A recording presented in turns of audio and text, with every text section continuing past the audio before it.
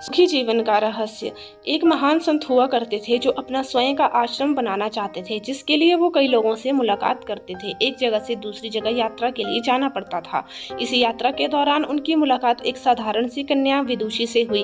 विदुषी ने उनका स्वागत किया और संत से कुछ समय कुटिया में रुककर आराम करने की याचना की।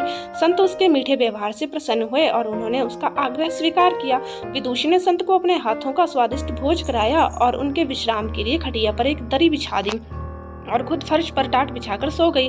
विदुषी को सोते ही नींद आ गई। उसके चेहरे के भाव से पता चल रहा था कि विदुषी चैन की सुखद नींद ले रही है। उधर संत को खाट पर भी नींद नहीं आ रही थी। उन्होंने मोटे नरम गद्दे की आदत थी जो उन्हें दान में मिला था। वो रात भर विदुषी का सोच रहे थे कि वो कैसे इस कठोर जमीन पर इतने चैन से सो सकती है। दूसरे दिन सवेरे होते ही संत ने विदुषी से पूछा, तुम कैसे इस कठोर धरा पर इतने चैन से सो रही थी?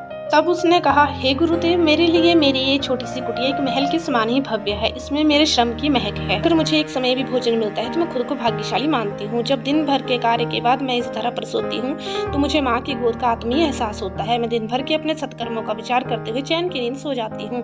मुझे एहसास ही नहीं होता कि मैं कठोर धरा पर हूँ।